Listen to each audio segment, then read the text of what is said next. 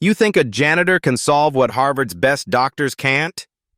Victoria Sterling's voice cut through the tension-filled executive conference room at Sterling Medical Center, Manhattan's most exclusive private hospital. Marcus had been cleaning nearby when he overheard the doctors discussing her mysterious illness. Unable to stay silent while watching them pursue the wrong diagnostic path entirely, he'd stepped forward with a confident medical observation that made the room fall silent.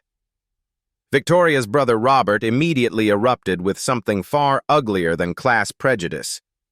"Get this black janitor away from here," he snarled, moving to physically block Marcus from the table. "We're not taking medical advice from his kind." But Victoria, desperate after months of deteriorating health and facing experimental treatments with deadly odds, made an impossible offer that would change everything. "Fine. Heal me and I'll marry you. Have you ever been dismissed because of your job while someone else tried to destroy you because of your race?" The words hung in the air like a challenge that defied everything logical about the world. Victoria Sterling, heiress to a pharmaceutical empire worth $12 billion, had just offered marriage to Marcus Thompson, a night shift janitor whose monthly salary wouldn't cover her weekly jewelry budget. The executive conference room at Sterling Medical Center had become an unlikely stage for this bizarre proposal.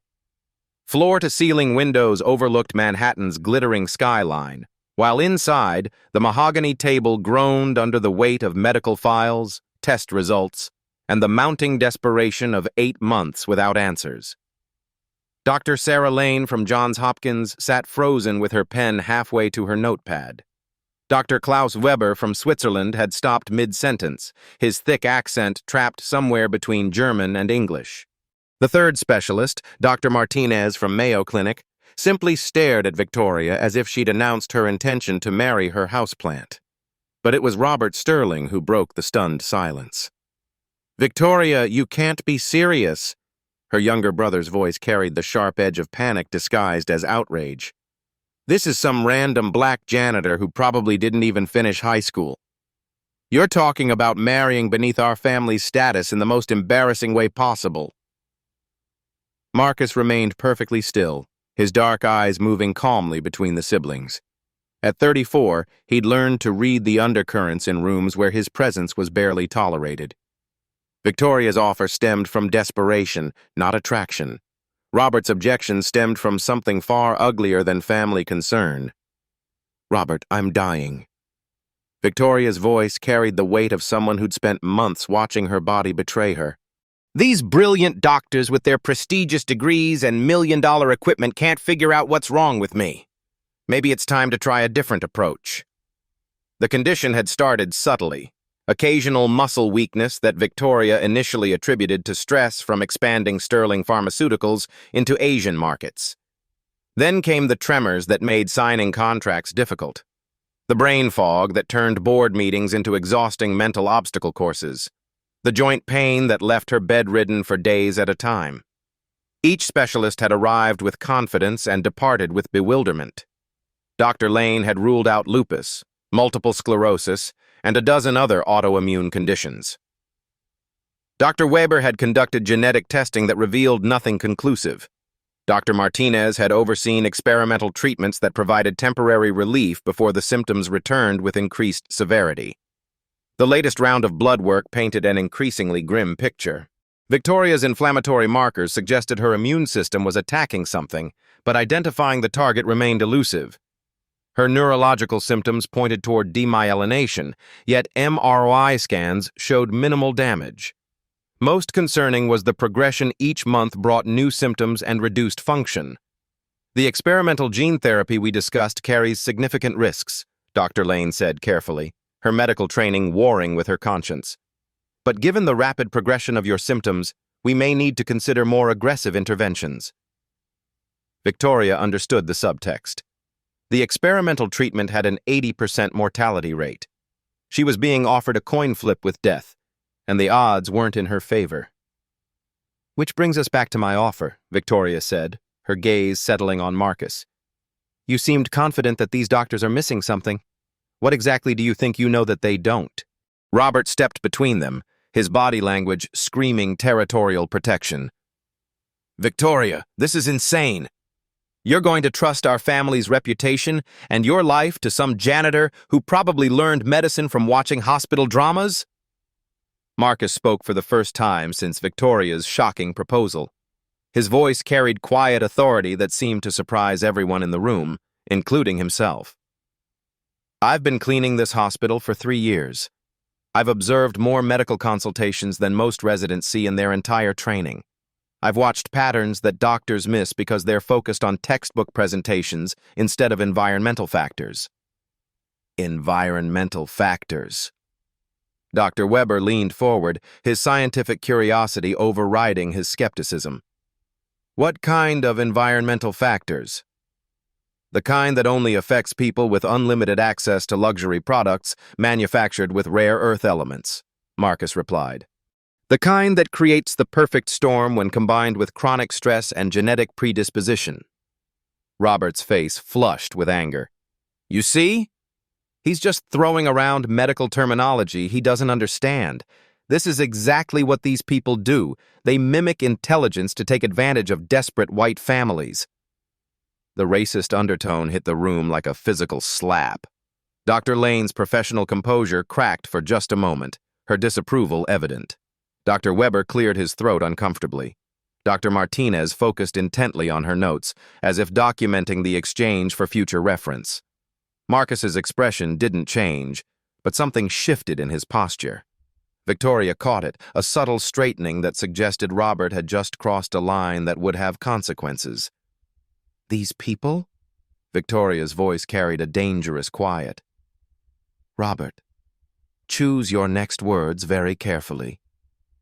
But her brother was too panicked about his inheritance prospects to recognize the warning. "I'm trying to protect you from making a mistake that will humiliate our entire family."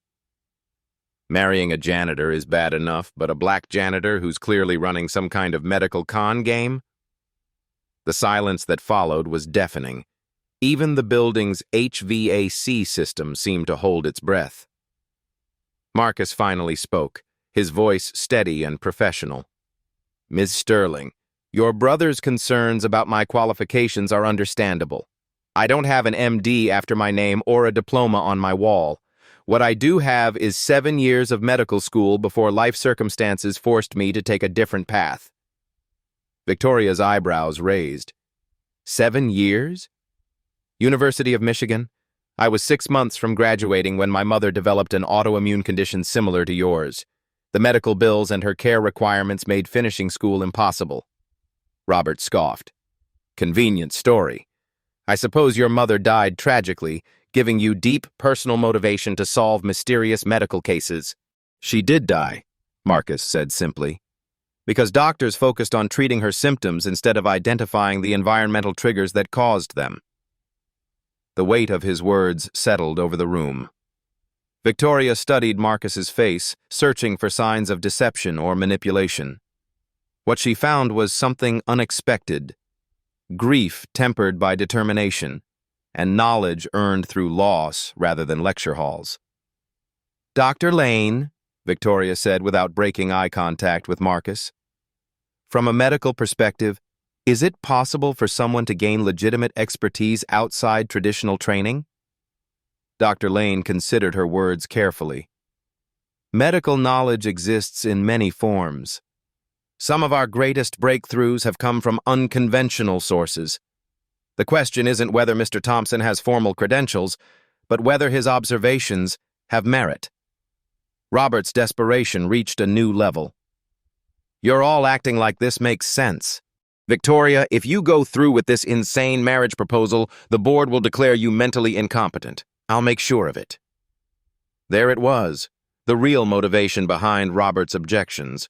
Not family honor or medical concern, but the prospect of inheriting $12 billion slipping away because his sister might actually survive. Victoria's smile held no warmth. "Robert, I think you've said enough. I'm trying to save you from... You're trying to save yourself from losing an inheritance you've never earned." The accusation hung between them like a blade. Robert's face cycled through denial, anger, and finally a cold calculation that confirmed Victoria's suspicion. Marcus watched the family drama unfold with the detached interest of someone who'd learned to observe rather than participate. But when Robert turned his attention back to him, the calculation shifted to something more dangerous. "Fine," Robert said. "Let's say we entertain this fantasy. What exactly is your miracle diagnosis, janitor?" The contempt in his voice was designed to provoke. Marcus recognized the tactic force him to overstep his knowledge, expose himself as a fraud, and eliminate the threat to Robert's inheritance in one public humiliation. But Marcus had spent 3 years preparing for this moment, even if he'd never imagined it would come in the form of a marriage proposal from a desperate billionaire. "I'll need access to your complete medical files," Marcus said to Victoria. "Your travel records for the past 2 years. A detailed inventory of your jewelry, cosmetics, and any supplements you take regularly. And I'll need to run some tests that your other doctors haven't considered." Dr. Weber frowned. "What kind of tests?" "Heavy metal screening, specifically rare earth elements used in luxury manufacturing. I suspect Ms. Sterling's condition isn't genetic or autoimmune in the traditional sense. I think she's being slowly poisoned by her own lifestyle." The room erupted in discussion. Dr. Lane pulled out her phone, already researching heavy metal toxicity. Dr. Weber began questioning Marcus about specific symptoms and timelines. Dr. Martinez scribbled notes furiously, her medical curiosity fully engaged. But Robert saw only one thing: his inheritance walking away on the legs of a theory proposed by someone he considered inferior in every way that mattered to him. The war for Victoria's life was about to begin. And Marcus was about to discover that saving her would require defeating more than just a mysterious illness. But what Marcus was about to reveal would shatter everything these world-renowned doctors thought they knew, and Robert would do anything to stop him. The weight of Victoria's marriage proposal settled over Marcus like a familiar burden, another moment when life demanded he prove his worth to people who'd already decided he had none. But this time felt different. This time, the stakes weren't just his pride or his job. Someone's life hung in the balance, and he'd been here before.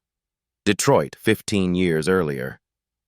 Marcus had knelt beside his mother's hospital bed, watching monitors display the same baffling array of symptoms that now plagued Victoria Sterling.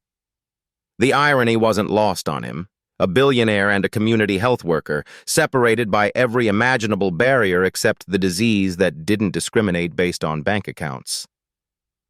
"Every patient deserves the right diagnosis, baby." His mother's voice had grown weak, but her conviction remained strong even as the autoimmune condition ravaged her body. "Doesn't matter if they can afford the fancy hospital or the free clinic. The truth is the truth." Elena Thompson had spent 20 years serving Detroit's underserved communities, treating everything from childhood asthma to diabetic emergencies in neighborhoods where ambulances arrived late and specialist appointments were luxuries few could afford. She'd taught Marcus to see patterns that others missed, not because she possessed some mystical intuition, but because necessity had sharpened her observational skills to a razor's edge. "The human body tells you exactly what's wrong," she'd explained during his childhood, letting him shadow her during home visits. "But you have to listen to what it's actually saying, not what you expect to hear." Those lessons had carried Marcus through 7 years at the University of Michigan Medical School. While his classmates relied on textbook presentations and algorithmic thinking, Marcus learned to observe environmental factors that traditional medical training often overlooked.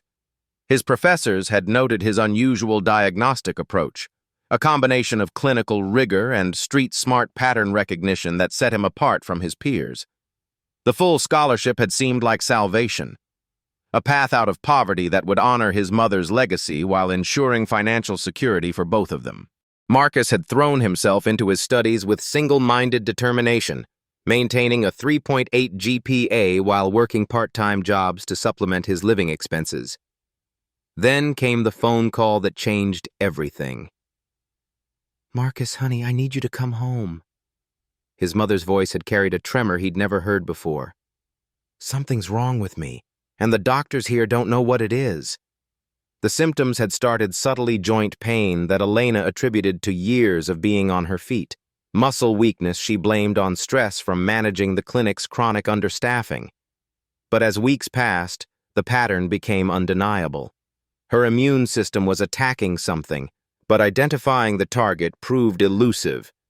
Marcus had driven home that weekend expecting to offer comfort and maybe help coordinate better medical care. Instead, he'd found his mother bedridden, her condition deteriorating faster than anyone had anticipated. The local physicians were baffled.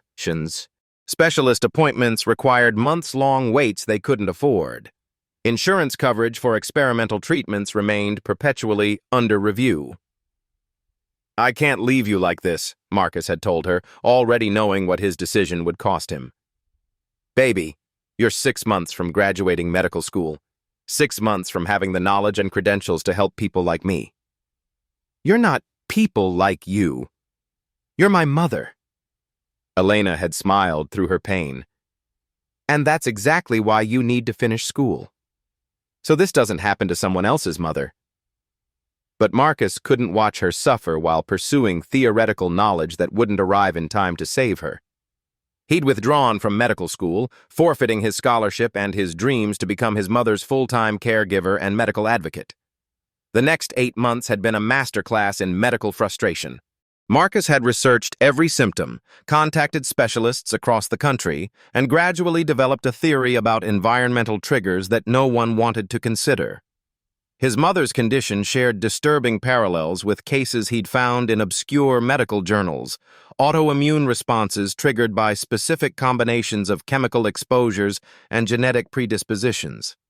But without medical credentials, his insights were dismissed as desperate speculation from a grieving son.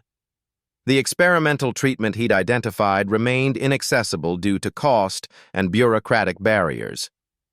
Elena Thompson died on a Tuesday morning in March, her hand clasped in her son's, as he whispered promises he hadn't yet figured out how to keep. "Every breakdown is a breakdown in communication," Marcus said quietly, the words carrying 15 years of grief and determination. "Between human and machine, between what we think we know and what actually is." Victoria looked up from the medical files she'd been reviewing. "What did you say?" "Something my mother taught me. She believed that disease doesn't lie. It tells you exactly what's wrong if you listen carefully enough." Robert rolled his eyes. "More folksy wisdom from the janitor philosopher." "Victoria, this is getting ridiculous." But Dr. Lane had stopped taking notes, her attention fully focused on Marcus. "Your mother, was she in healthcare?" "Community health worker. 20 years serving Detroit's underserved populations. She died of an autoimmune condition similar to your sister's because the medical establishment couldn't see past their assumptions about environmental triggers." The silence that followed carried weight. Marcus had just revealed his deepest motivation and his greatest failure in the same breath. Victoria studied his face, searching for signs of manipulation or emotional exploitation. Instead, she found something that resonated with her own desperation, the look of someone who'd already lost everything that mattered and had nothing left to lose. "The truth doesn't care about your credentials," Marcus continued, his voice carrying quiet conviction. "It doesn't care about your background or your bank account. Disease is democratic that way. It affects rich and poor alike, but the solutions often hide in places that prestigious institutions won't look." The medical files spread across the conference table like pieces of a puzzle that had defied solution for 8 months. Victoria Sterling's complete medical history painted a picture of progressive decline that had stumped some of the world's most brilliant minds. Now, in a moment that defied every convention of medical hierarchy, she was about to entrust her life to a janitor armed with theories instead of degrees. 72 hours, Victoria announced, her voice carrying the authority of someone accustomed to making billion-dollar decisions. "That's how long you have to prove your theory before I proceed with the experimental gene therapy." Dr. Lane shifted uncomfortably in her chair. "Ms. Sterling, I need to advise against delaying treatment. Your condition is progressing rapidly and And the gene therapy has an 80% mortality rate, Victoria interrupted. I think I can spare 3 days to explore an alternative that doesn't involve Russian roulette. Robert Sterling had been pacing behind the conference table like a caged animal, his inheritance slipping further away with each moment his sister remained alive and coherent. The marriage proposal had been shocking enough, but now Victoria was seriously considering medical advice from someone Robert viewed as fundamentally inferior. "This is insane," Robert exploded, his composure finally cracking completely. "You're going to risk your life on theories from some black janitor who probably couldn't even get into medical school?" Marcus looked up from the medical files, his expression calm despite the racial slur disguised as concern. "Actually, I completed 7 years at University of Michigan before circumstances required me to leave." "Circumstances?" Robert's laugh carried no humor. "Let me guess. You couldn't handle the academic rigor? Or maybe you were expelled for cheating. The accusation hung in the air like poison." Dr. Weber cleared his throat uncomfortably, while Dr. Martinez focused intently on her notes to avoid witnessing the exchange. Even Dr. Lane, who'd maintained professional neutrality, looked disturbed by Robert's escalating aggression. Marcus remained perfectly still, but Victoria caught the subtle tightening around his eyes. She'd spent enough time in corporate boardrooms to recognize when someone was being systematically attacked, and she'd developed a particular distaste for people who weaponized prejudice to advance their own agendas. "Robert, you're out of line," Victoria said sharply. "I'm trying to save your life from a con artist who's obviously targeting wealthy white women with fake medical expertise." The silence that followed was deafening. Robert had just crossed from subtle racism into explicit accusations that revealed the ugly core of his motivations. Marcus finally spoke, his voice carrying quiet dignity that made Robert's panic seem even more pathetic by comparison. "My mother died while I was caring for her. The financial burden of her medical expenses and the time required for her care made completing medical school impossible." Victoria felt something shift inside her chest. Not sympathy, exactly, but recognition. She'd built her pharmaceutical empire on the principle that healthcare shouldn't be rationed by economic status. Yet here was someone who'd sacrificed his own medical career to provide care that the system had failed to deliver. Dr. Lane leaned forward, her scientific curiosity overriding protocol concerns. "Mr. Thompson, you mentioned environmental triggers. Can you be more specific about your hypothesis?" Marcus moved to the wall-mounted whiteboard, his movements confident despite the hostile audience. "Ms. Sterling's symptoms suggest autoimmune dysfunction, but the progression pattern doesn't match traditional presentations. The key is identifying what her immune system is actually attacking."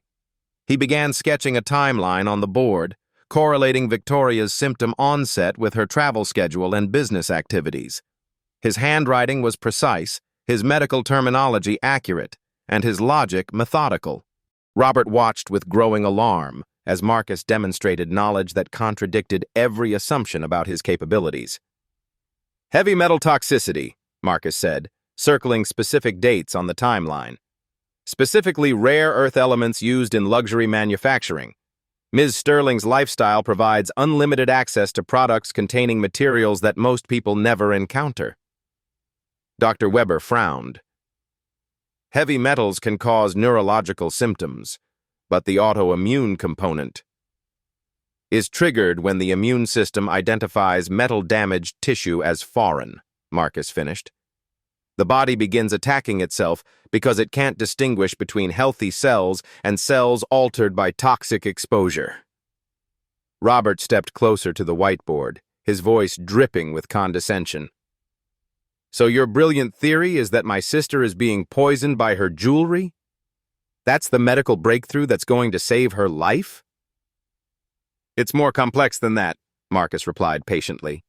"The toxicity requires a perfect storm of factors: genetic predisposition, chronic stress that suppresses natural detoxification, and exposure to specific combinations of rare earth elements.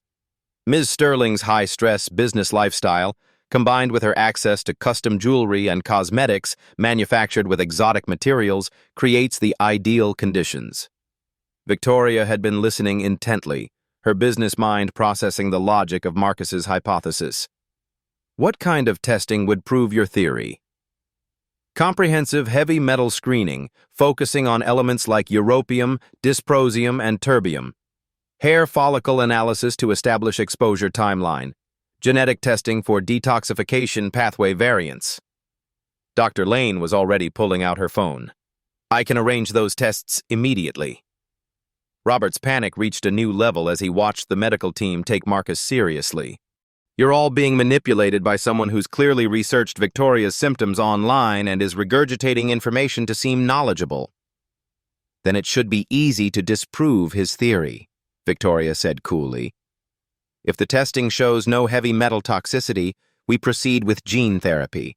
If it confirms his hypothesis, we explore treatment options. The room fell silent, except for the scratch of Dr. Martinez's pen as she documented every exchange. Marcus recognized the moment for what it was, a public trial where his credibility would be tested against established medical authority.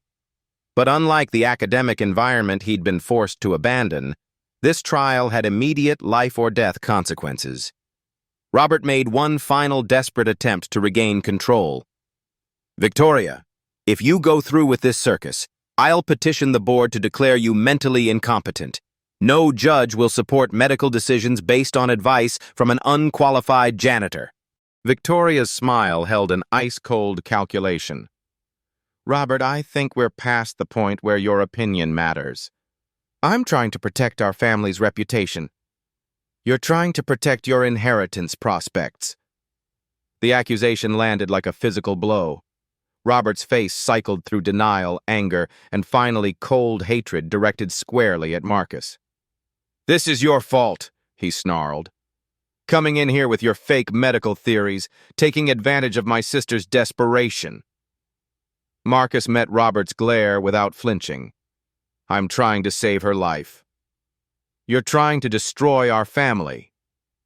Dr. Lane cleared her throat, her professional training reasserting itself. Gentlemen, we have 72 hours to conduct comprehensive testing and evaluate Mr. Thompson's hypothesis. I suggest we focus on medical evidence rather than personal conflicts. Victoria nodded. Dr. Lane is right. Marcus, you'll have full access to my medical files, test results, and whatever resources you need. Robert, you can either support this process or remove yourself from it. Robert's expression promised that this confrontation was far from over. But for now, Marcus had been granted the opportunity he'd never expected, a chance to prove that sometimes the most important medical breakthroughs come from the most unlikely sources. The real test was about to begin. The laboratory results arrived exactly 48 hours later, delivered by a courier who seemed oblivious to the fact that he was carrying evidence that could revolutionize environmental medicine. Marcus spread the test reports across the conference table like a detective laying out clues to a murder case, while the assembled medical team leaned forward with the intensity of people witnessing either a breakthrough or an elaborate fraud. The heavy metal screening confirms everything, Marcus said, his finger tracing the abnormal values highlighted in red across multiple pages. Europium levels 18 times normal range, dysprosium at 22 times baseline, terbium concentrations that shouldn't exist in human tissue. Dr. Lane adjusted her glasses, studying the numbers with growing amazement. These levels are extraordinary. How is this possible? Robert Sterling stood behind the group like a storm cloud, his face cycling between disbelief and rage. Those tests could be fabricated. This whole thing could be an elaborate scam run by some affirmative action medical school dropout. The tests were conducted at your own hospital's laboratory, Dr. Weber pointed out dryly, unless you're suggesting your staff is part of the conspiracy. Marcus ignored Robert's racial hostility and moved to the whiteboard, where he'd prepared a comprehensive analysis that would either vindicate his theory or expose him as a fraud. This isn't just about metal toxicity. It's about how luxury manufacturing creates the perfect storm for autoimmune dysfunction in people with unlimited purchasing power. He began his first revelation with the methodical precision of someone who'd spent 3 years preparing for this moment, knowing that every word would be scrutinized by people looking for reasons to dismiss him. First revelation: the luxury trap. Ms. Sterling's jewelry collection contains pieces manufactured with rare earth elements that most people never encounter, Marcus explained, displaying photographs of Victoria's custom pieces alongside their detailed materials analysis. This platinum necklace contains europium oxide particles for luminescent properties that make the diamonds appear more brilliant under certain lighting conditions. These titanium earrings use dysprosium for magnetic enhancement that allows for innovative clasp mechanisms. The rose gold bracelet incorporates terbium for its unique fluorescent characteristics that create subtle color variations in different environments. Victoria examined her jewelry with new eyes, pieces she'd worn dozens of times without considering their exotic composition. Each item represented cutting-edge materials science applied to luxury fashion, creating products that were as much technological marvels as fashion statements. "But these are from the most exclusive designers in Europe," Victoria protested. "Surely they meet all safety standards." "They do," Marcus replied, pulling up regulatory documents on his tablet. "For normal exposure levels. European Union standards assume occasional wearing for special events, not daily use by someone who owns multiple pieces and rotates them regularly." Robert stepped closer to the display, his voice dripping with condescension. "So now you're an expert on European jewelry regulations? Did you learn that during your janitorial training?" Marcus continued without acknowledging the interruption. "Rare earth elements become toxic through accumulation, not acute exposure. Your skin absorbs microscopic amounts every time you wear these pieces. The absorption rate increases with skin temperature, humidity, and duration of contact." He moved to a second whiteboard covered with chemical equations and absorption calculations that demonstrated sophisticated understanding of toxicology. Normally, your body's detoxification systems would eliminate these metals through hepatic processing and renal filtration. The liver enzymes break down metal-protein complexes while the kidneys excrete the metabolites through urine. Dr. Martinez looked up from her rapidly filling notepad. "What's preventing normal detoxification in Miss Sterling's case?" Marcus smiled, the first genuine expression of satisfaction he'd shown since this ordeal began. "That brings us to the second revelation, which explains why this condition affects successful business executives disproportionately." Second revelation: the stress multiplier. "Chronic psychological stress doesn't just affect mental well-being," Marcus continued, pulling up Victoria's business calendar and travel schedule on the room's large display screen. "Look at this timeline spanning the past 18 months. Major merger negotiations with pharmaceutical companies in Germany and Switzerland. Board conflicts over international expansion strategies. Acquisition decisions involving hundreds of millions in capital investment."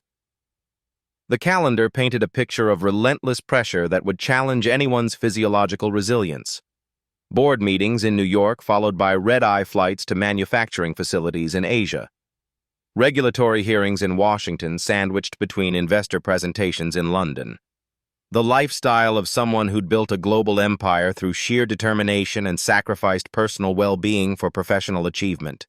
Each of these high-stress events triggers sustained elevation of cortisol, adrenaline, and inflammatory cytokines, Marcus explained, drawing connections between Victoria's most demanding business periods and her symptom progression with forensic precision.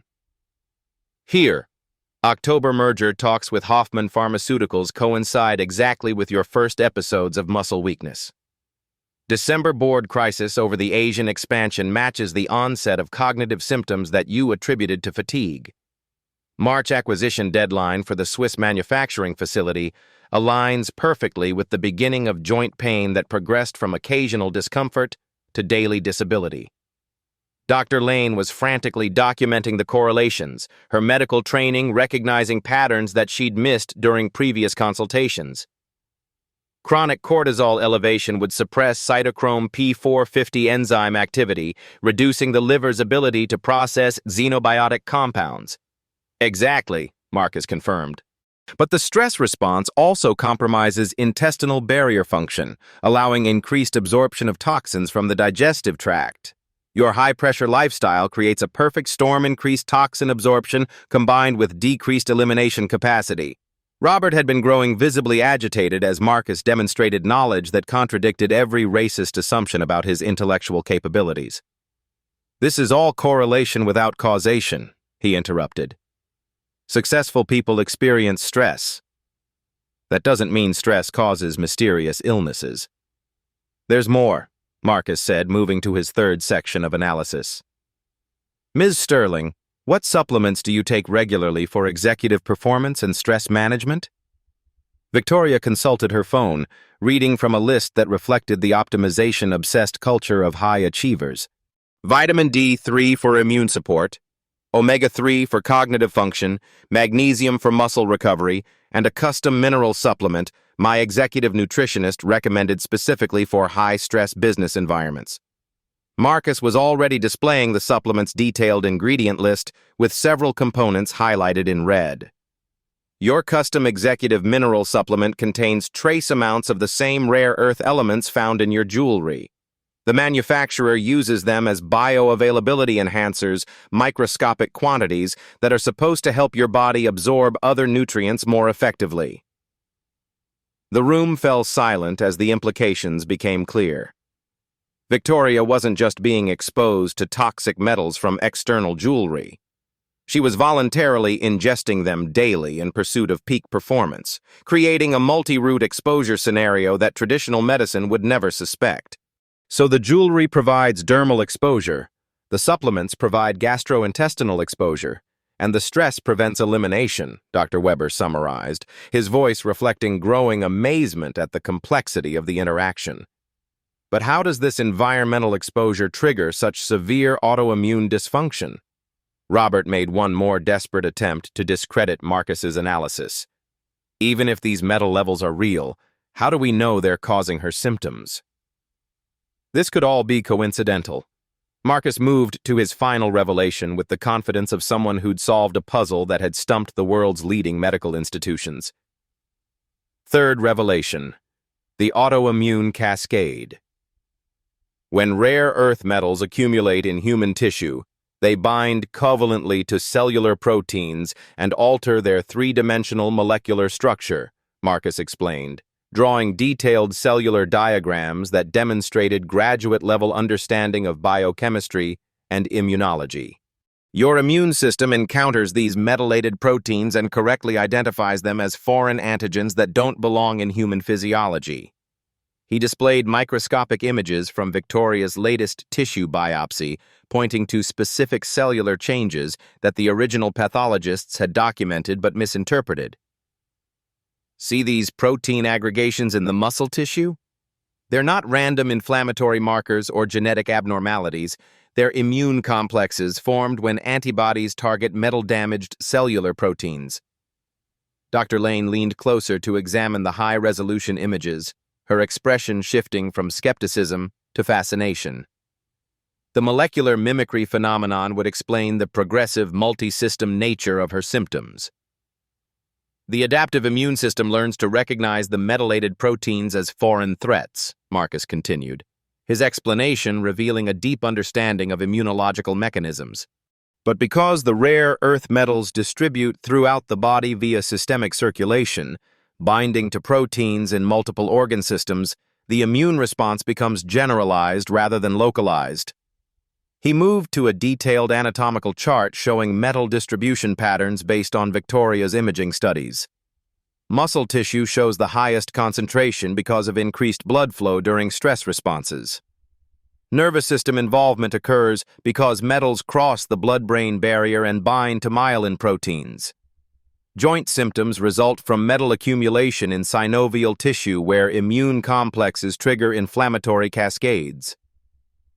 Robert had been growing increasingly desperate as Marcus demonstrated expertise that shattered every prejudiced assumption about his intellectual capacity. This is all theoretical nonsense, he exploded. Even if your exotic metal poisoning theory is correct, what's your miracle cure? How do you propose to reverse months of autoimmune damage? Marcus turned to face Robert directly, his expression calm but radiating quiet confidence. Graduated chelation therapy using DMSA and EDTA protocols to remove accumulated metals without causing mineral depletion. Specific probiotic strains including Lactobacillus rhamnosus and Bifidobacterium longum to restore intestinal barrier function and support hepatic detoxification pathways. Targeted anti-inflammatory intervention using curcumin, omega-3 fatty acids, and low-dose naltrexone to interrupt the autoimmune cascade. And comprehensive stress management including meditation, exercise modification, and business schedule restructuring to allow the body's natural healing mechanisms to function optimally. Modified chelation therapy? Dr. Weber frowned, his European training making him cautious about unconventional treatments. That's typically reserved for acute heavy metal poisoning in industrial accidents, not chronic low-level exposure in luxury consumers. Graduated chelation, Marcus clarified, displaying research protocols from environmental medicine journals that most traditional physicians had never encountered. Lower doses administered over extended periods combined with targeted nutritional support to prevent essential mineral depletion. The goal isn't rapid detoxification that could cause redistribution effects and actually worsen symptoms. The goal is gradual metal elimination while supporting the body's innate healing capacity.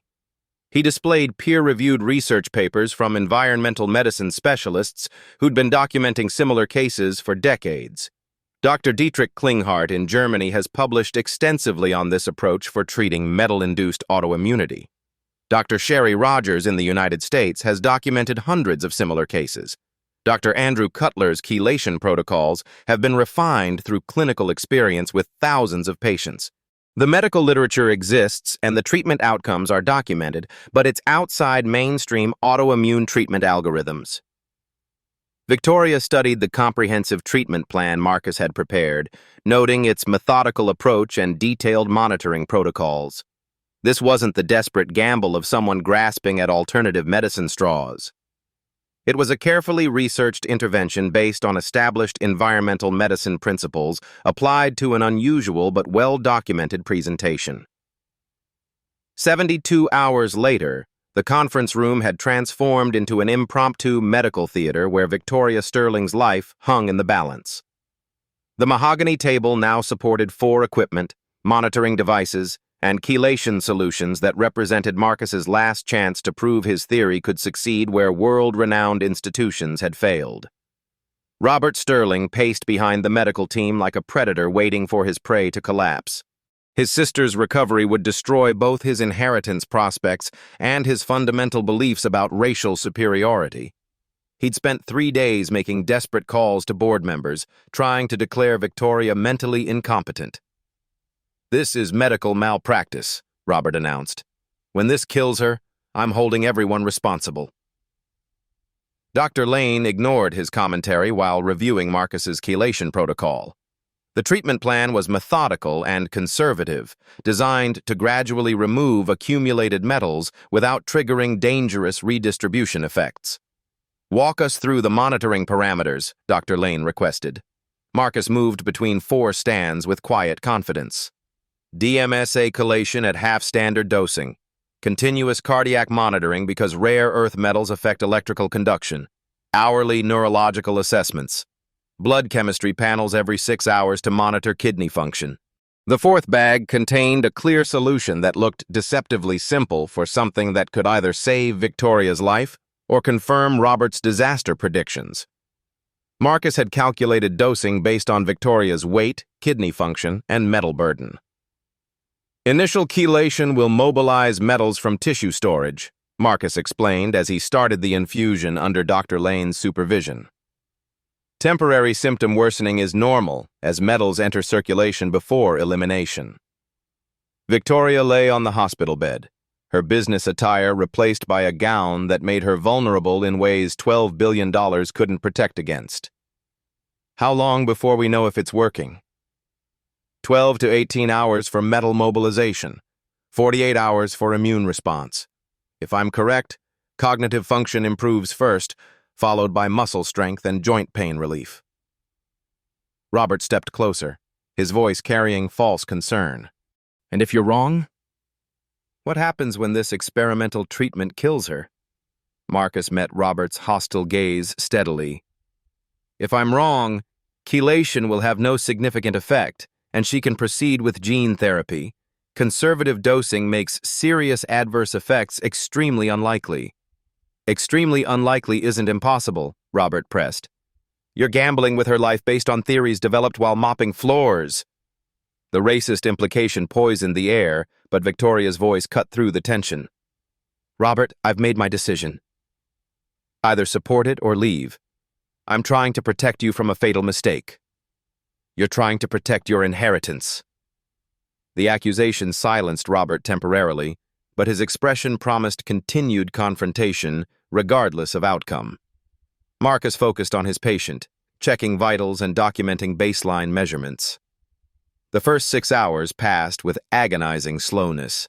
Victoria experienced expected metal mobilization symptoms, mild nausea, headache, increased fatigue as chelated metals entered her bloodstream. Robert interpreted every discomfort as evidence of Marcus's incompetence. Then, at hour 8, something remarkable happened. The brain fog is lifting, Victoria announced, her voice carrying clarity absent for months.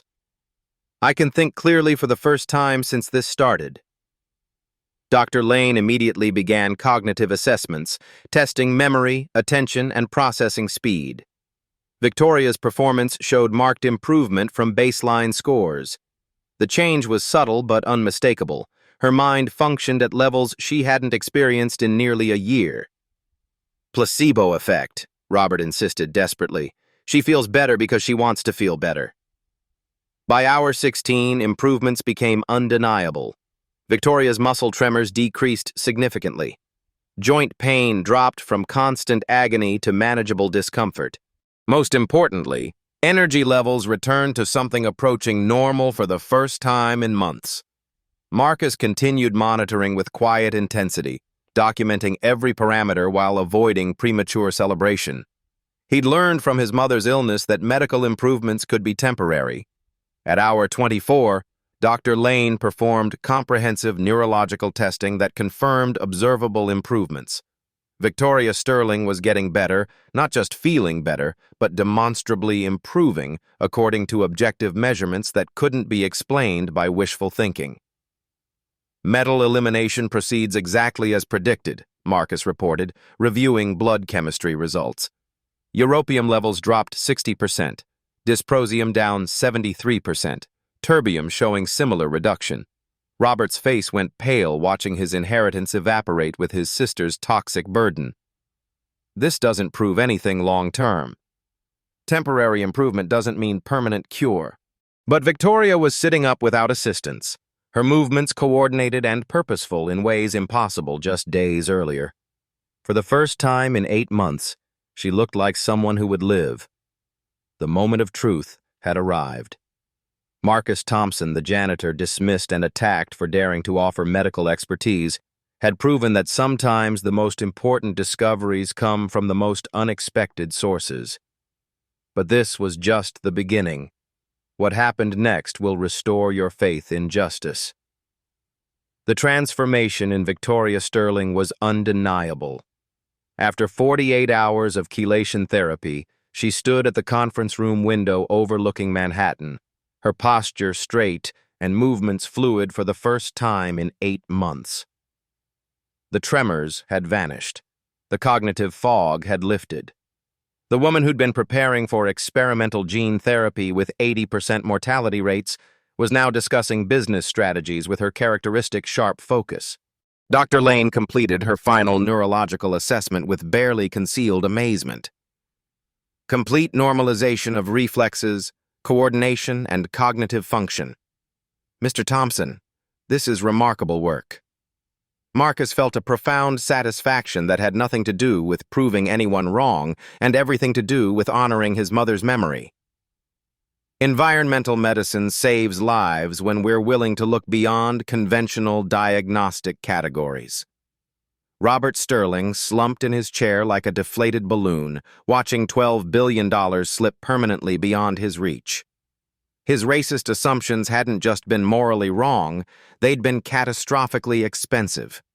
Victoria was going to live, thrive, and remember exactly how her brother had tried to prevent her recovery. "The board will want a full presentation," Victoria said, her voice carrying executive authority that illness had temporarily stolen. "Marcus, I'm creating a new position, Director of Environmental Medicine Research. Full medical school funding included, naturally." Dr. Lane stepped forward with an offer that would have seemed impossible just days earlier. "Johns Hopkins would be honored to offer you a research fellowship, Mr. Thompson. Your diagnostic approach deserves wider recognition." Marcus considered the opportunities spreading before him like doors opening onto futures he'd stopped allowing himself to imagine. Medical school completion, research position, the chance to prevent other families from experiencing what his mother had endured. "I accept the research position," Marcus said to Victoria, "and I accept your marriage proposal." The room fell silent. Victoria raised an eyebrow with amusement rather than surprise. "You're serious about that part? You made an offer in good faith when you were desperate. I honored my part by saving your life. Now you honor yours." Victoria studied Marcus with new respect, recognizing someone who understood that integrity meant keeping commitments even when circumstances changed. "Then I suppose we have a wedding to plan."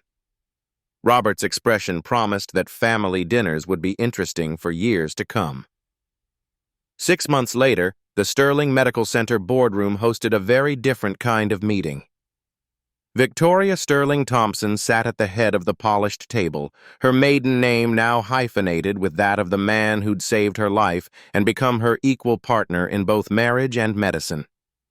The quarterly board meeting was reviewing the most profitable year in company history, driven largely by breakthrough treatments in environmental medicine that had revolutionized autoimmune care. Marcus Thompson, now Dr. Marcus Thompson after completing his medical degree through an accelerated program, presented research findings that had attracted international attention. "Our environmental medicine division has identified similar toxic exposures in 47 cases across 12 countries. The treatment protocols we've developed show consistent success rates exceeding 90%. The same doctors who'd initially dismissed Marcus as a delusional janitor now cited his research in their own publications. Dr. Lane had co-authored 3 papers with him that were reshaping how medical schools taught environmental toxicology. Even Dr. Weber had invited Marcus to speak at the Swiss Medical Conference, a reversal that spoke volumes about the power of results over prejudice. But the most dramatic transformation sat at the far end of the table, where Robert Sterling occupied a much diminished role as Junior Vice President of Operations, a position Victoria had created specifically to keep him under close supervision while forcing him to confront his biases daily. "Robert's racism training is progressing well," Victoria reported matter-of-factly, as if discussing quarterly earnings.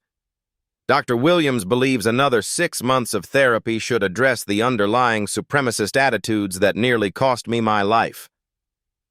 Robert's face had aged considerably since his inheritance dreams collapsed. Court-mandated psychological evaluation had revealed deep-seated racial prejudices that the family's lawyers had insisted on addressing through comprehensive therapy rather than public scandal. He was required to work directly under Marcus's supervision, a daily reminder that the man he'd tried to destroy was now his superior in every measurable way. "The Environmental Medicine Foundation has received its largest donation to date," Marcus announced, pulling up financial projections. "The Hoffman Family Trust contributed $50 million specifically for research into luxury product toxicity affecting underserved communities." The irony wasn't lost on anyone present. Marcus had transformed his personal tragedy into a research mission that would prevent countless others from suffering similar losses. His mother's death had become the foundation for discoveries that would save lives across economic and racial boundaries. Victoria smiled at her husband with genuine affection that had surprised everyone, including herself. Their marriage had begun as a desperate bargain, but evolved into partnership based on mutual respect and shared mission. Marcus has also been invited to testify before Congress about regulatory gaps in luxury manufacturing safety standards. The pharmaceutical empire that Victoria had inherited was now leading industry changes rather than following them. Sterling Pharmaceuticals had voluntarily implemented the most stringent environmental testing protocols in the industry, turning ethical leadership into competitive advantage. Robert cleared his throat uncomfortably.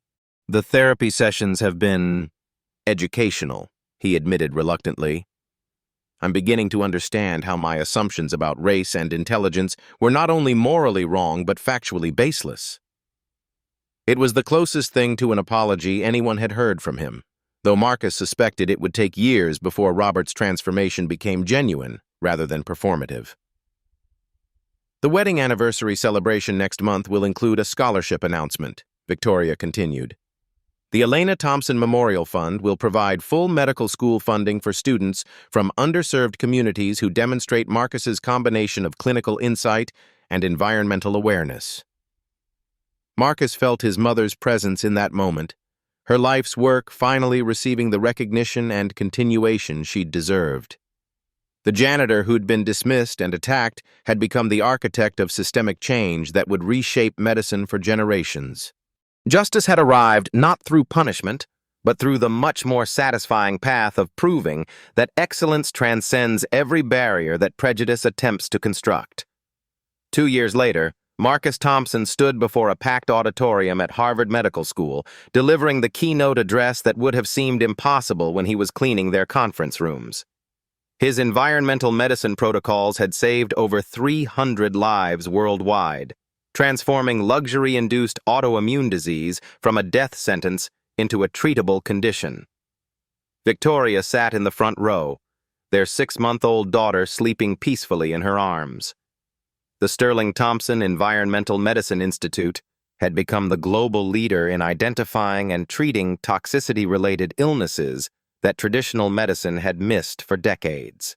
Robert worked quietly in the background now, his transformation from racist saboteur to humbled advocate serving as proof that even the most entrenched prejudices could be overcome through consistent exposure to truth. Excellence doesn't announce itself with credentials or pedigree, Marcus concluded his lecture. It shows up quietly, persistently, and waits for the world to become desperate enough to listen. Sometimes the person who can save you is the one you least expect, if you're brave enough to ignore the voices trying to silence them. Have you ever been the one with the answer while others tried to silence you because of who you are? Share your story in the comments below. Your experience might inspire someone facing similar challenges today. And here's something for sharp-eyed viewers. Go back to minute 2:30 and watch Robert's facial expression when Marcus first mentions environmental triggers. You'll see the exact moment he realizes his inheritance is in jeopardy. If this story reminded you that brilliance comes in unexpected forms, and that keeping your word matters even when it costs everything, hit that subscribe button.